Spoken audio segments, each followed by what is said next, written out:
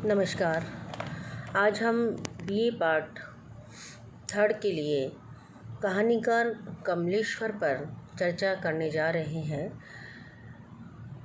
कमलेश्वर नई कहानी की त्रयी के प्रमुख हस्ताक्षर के रूप में हमारे सामने आए।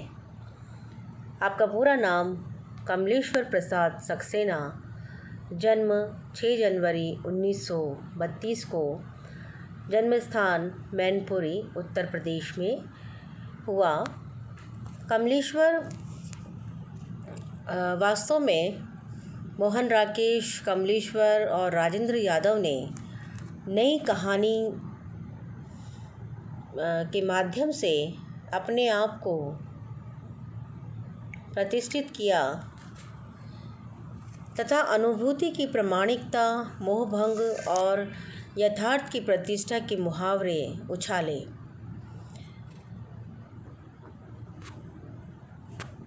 कमलेश्वर की प्रारंभिक पढ़ाई के पश्चात इन्होंने इलाहाबाद विश्वविद्यालय से परास्नातक की परीक्षा उत्तीर्ण की। कमलेश्वर बहुआयामी रचनाकार थे। इन्होंने कहानी, उपन्यास, नाटक, पटकथा लेखन और वृत्तचित्र, दूरदर्शन के लिए भी बहुत सारे कार्य जो है इन्होंने किए। तो इनका जो बहुमुखी व्यक्तित्व है, उस व्यक्तित्व के अंतर्गत कमलेश्वर ने कहानी, उपन्यास, नाटक, आलोचना, निबंध सभी को गति दी और मूल रूप से देखा जाए तो ये कथाकार है, किंतु आवश्यकता पड़ने पर किसी भी साहित्यिक आंदोलन का नेतृत्व कर सकते थे, ऐसी इनमें सूझबूझ थी। फिर चाहे वो पत्रकारिता, आकाशवाणी और दूरदर्शन ही क्यों ना हो, वहाँ भी इन्होंने अपनी प्रतिभा का लोहा मनवा ही लिया। फिल्मों के लिए भी कथा एवं संवाद लिखने में वे अग्रणी रहे। आंधी फिल्म बहुचर्चित फिल्म रही और उस फिल्म को कौन नहीं जानता, कितने चर्चे हुए हैं इस फिल्म के कि नई कहानियाँ और सारिका आदि पत्रिकाओं का सफलता के साथ इन्होंने संपादन किया। तो कुल मिलाकर हम ये कह सकते हैं कि कमलेश्वर बड़े ही दमखम वाले लेखक थे और न जाने कितने कड़वे मीठे अनुभवों के पापड़ इन्होंने बेले, तब कहीं जाकर आपको इतनी सफलता प्राप्त हुई। इनके जो कहानी संग्रह हैं प्रमुख, उसमें राजा निर्बंसिया, कस्बे का आदमी, मांस का दरिया, खोई हुई दिशाएं, बयान, जॉर्ज पंचम की नाक, आज़ादी मुबारक, कोहरा, कितने अच्छे दिन, मेरी प्रिय कहानियाँ, मेरी प्रेम कहानियाँ इत्यादि इनकी प्रमुख कहानी संग्रह है। इनके जो उपन्यास हैं उसमें एक सड़क, 57 गलियाँ, डाक बंगला, तीसरा आदमी, समुद्र में खोया हुआ आदमी, आगामी अतीत, सुबह दोपहर शाम, एक और चंद्रकांता और कितने पाकिस्तान, पति पत्नी और वह, कितने पाकिस्तान ने ही आपको बहुत अधिक शोहरत दिलवाई और कहानी की दुनिया में भी आपने अपना एक प्रतिष्ठित स्थान बनाया। क्योंकि कमलेश्वर की कहानियों में जो विषय वस्तु की विविधता तथा शिल्प की जो नवीनता मिलती है, यथार्थ की धरातल पर सामाजिक पृष्ठभूमि पर आधारित मध्यवर्गीय समाज की समस्याओं के निरूपण में ये सिद्धहस्त थे। इनकी कहानियों में पात्रों के आंतरिक मन की अंतः प्रक्रिया एवं प्रतिक्रिया का सूक्ष्म अंकन भी हुआ है। कमलेश्वर की कहानी आग्रहों की कहानी नहीं है, वो प्रवृत्तियों की है और उसका मूल स्रोत है जीवन का यथार्थ बोध।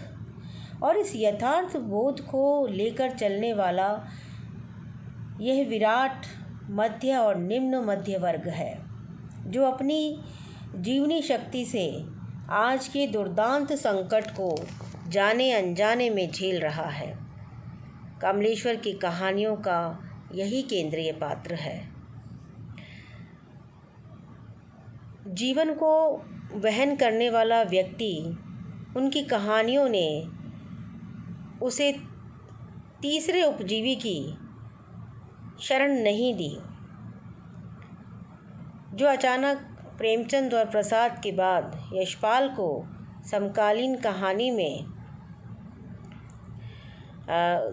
कहानी में जिसको प्रवेश दे दिया था, जिसने अपने झूठे आभिजात्य को अस्त्र बनाकर उस विराट वर्ग की नैतिकता और मानवीयता को और भी जर्जर कर दिया था। आर्थिक रूप से विपन्न परिस्थितियों में जकड़े, रूढ़ियों में फंसे उस विराट मानव समुदाय के लिए एक व्यक्तिवादी नैतिक संकट खड़ा कर दिया था, जहाँ हर पुरुष को हीन लघु बना दिया था। उसे उसके सार्थक परिवेश के प्रति शंकालु और संशयग्रस्त करके अकेला कर देने का प्रयास किया था और क्षणवादी दर्शन की पीड़ावादी व्याख्या से हर क्रूरता, नैतिकता और अमानुषिकता के प्रति वीतराग कर देना चाहा था। कमलेश्वर ने इस अराजकता की स्थिति को पहचानने का प्रयास किया और अपनी कहानियों के माध्यम से जीवन को विभिन्न स्तरों पर वहन करने वाले उससे संपृक्त केंद्रीय पात्रों की तलाश की, यथार्थ की तलाश की, जिसकी साक्षी है आपके पाठ्यक्रम में लगी हुई कहानी खोई हुई दिशाएं और मांस का दरिया। ये आपके पाठ्यक्रम में नहीं है, लेकिन मैं आपको उदाहरण के रूप में बता रही हूँ कि मांस का दरिया, दिल्ली में एक मौत, एक रुकी हुई जिंदगी, तलाश तथा दुखों के रास्ते आदि ऐसी कहानियाँ हैं जिसमें यथार्थ की तलाश की गई है। और कमलेश्वर के मन में हमेशा एक अंतर्द्वंद रहता था, क्योंकि कोई भी विचार अंतिम नहीं है और बदलते परिवेश में जहाँ मूल्यों का संकट हो, आस्था को फिर टटोलने की आवश्यकता हो, निराशा से ऊब कर घबराने की स्थिति हो, वहाँ एक लेखक का काम बहुत नाजुक हो जाता है। और इस संक्रांति को धीरज से देखकर, अनुभव के स्तर पर जीकर, संवेदनात्मक स्वर में कुछ कहना ही कमलेश्वर को अपना दायित्व लगता था। तो कहानियों की थीम चुनने को यही उनकी दृष्टि भी थी। इसलिए जीवन के प्रति प्रतिबद्ध होना उनकी अनिवार्यता है। इस टूटते, हारते और अकुलाते मनुष्य की गरिमा में कमलेश्वर का विश्वास था। कमलेश्वर की कहानियों में आधुनिक सचेतना अपने पूर्ण रूप में अभिव्यक्त हुई है और इनकी कहानियों में आधुनिकता वही है जो अपने ऐतिहासिक क्रम और सामाजिक संदर्भों से प्रस्फुटित हुई, जो प्रभावों को तो ग्रहण करती है पर अपने आंतरिक और बाह्य प्रारूपों में नितांत जातीय और राष्ट्रीय है। उनकी किसी भी कहानी को उठा लीजिए, उसमें रूढ़ियों के प्रति तिरस्कार एवं विद्रोह, प्रगतिशीलता एवं नवीन मूल्यों के प्रति आग्रह सशक्त रूप में प्राप्त होगा। तो इस प्रकार कमलेश्वर जी के बारे में ये जो बातें हमने उनकी जो कहानी कला थी उसको लेकर के बताई। उपन्यासकार के रूप में कितने पाकिस्तान ने उन्हें सर्वाधिक ख्याति प्रदान की और उन्हें एक कालजयी साहित्यकार बना दिया। हिंदी में ये प्रथम उपन्यास है जिसके अब तक 5 वर्षों में 2002 से लेकर 2008 तक 11 संस्करण हो चुके हैं। पहला संस्करण 6 महीने के अंतर्गत समाप्त हो गया था, दूसरा संस्करण 5 महीने के अंतर्गत, तीसरा संस्करण 4 महीने के अंतर्गत, और इस तरह हर कुछ एक महीनों में इसके संस्करण होते रहे और समाप्त होते गए, छपते रहे और समाप्त होते गए। आपको 2005 में पद्म भूषण अलंकरण से राष्ट्रपति महोदय ने विभूषित किया। उनकी पुस्तक कितने पाकिस्तान पर उन्हें साहित्य अकादमी ने भी पुरस्कृत किया। इसके अतिरिक्त आपको श्लाघा पुरस्कार, शिव पूजन, सहाय, शिखर सम्मान इत्यादि भी मिले। कमलेश्वर जी का जो कार्य क्षेत्र रहा, विहान जैसी पत्रिका का 1954 में संपादन आरंभ कर कमलेश्वर ने कई पत्रिकाओं का सफल संपादन किया, जिनमें नई कहानियाँ 1963 से 1966 के बीच, सारिका, कथा यात्रा, गंगा आदि प्रमुख हैं। इनके द्वारा जो संपादित अन्य जो पत्रिकाएं हैं, जिसमें है इंगित, श्री वर्षा, हिंदी दैनिक जागरण के भी वे संपादक रहे और दैनिक भास्कर से 1997 से वे लगातार जुड़े। इस बीच जैन टीवी के समाचार प्रभाग का कार्यभार भी आपने संभाला था। तो कमलेश्वर ने फिर आगे चलकर दूरदर्शन के अतिरिक्त महानिदेशक भी रहे और कमलेश्वर का नाम नई कहानी आंदोलन से जुड़े अगवा कथाकारों में आता है। इनके साथ मोहन राकेश और राजेंद्र यादव की जो त्रयी है इन नई कहानीकारों के अंदर, इसमें कमलेश्वर ही सबसे ज़्यादा आगे की ओर चल पाए। मोहन राकेश बाद में नाटकों की ओर प्रवृत्त हो गए और राजेंद्र यादव का जो कथा संसार था वो बहुत ज़्यादा आगे नहीं बढ़ पड़ा। आगे जो चल पाए इनकी जो त्रयी के अंदर, इस नई कहानी आंदोलन के अंदर, वो कमलेश्वर ने बहुत अधिक प्रगति की। उनकी पहली कहानी 1948 में प्रकाशित हो चुकी थी, परंतु राजा निर्बंसिया 1957 में जब ये आई तब इसने इन्हें रातों रात एक बड़ा कथाकार बना दिया। कमलेश्वर ने 300 से ऊपर कहानियाँ लिखी हैं और उनकी चर्चित कहानियाँ, जैसा कि मैंने अभी आपको पहले भी बताया था, नीली झील, तलाश, बयान, नागमणि, अपना एकांत, जॉर्ज पंचम की नाक, मुर्दों की दुनिया, कस्बे का आदमी और नीली झील, इस तरह कमलेश्वर ने हर जगह अपनी प्रतिभा का लोहा जो है उन्होंने मनवाया था। कमलेश्वर की जो सोच थी वे अक्षरशः मसीहजीवी लेखक है। वैचारिक ऊर्जा, रचनाधर्मिता, सटीक व्यंग्य, भाषा की रवानगी, नाटकीयता और सौदेश्यता उनके लेखन के मूल स्वर हैं। उनकी प्रतिभा में अद्भुत ऊर्जा है। वे विज्ञान के पंखों पर चढ़कर अपनी सृजनशीलता के लिए नए नए आयाम और नई नई दिशाएं खोजते रहते थे। उनकी यथार्थ और मनोविज्ञान का उनमें अपूर्व सामंजस्य है। उनकी क्रांति चेतना साहित्य सृजन को एक प्रभावी हथियार के रूप में इस्तेमाल करना जानती है और वे हिंदी साहित्य के एक उज्जवल नक्षत्र थे। उनकी विकास की संभावनाएं अपरिसीम हैं। कमलेश्वर ने नए कहानीकारों की भांति, अपने समय के जो नए कहानीकारों की भांति, अनुभव की प्रामाणिकता पर विशेष आग्रह किया।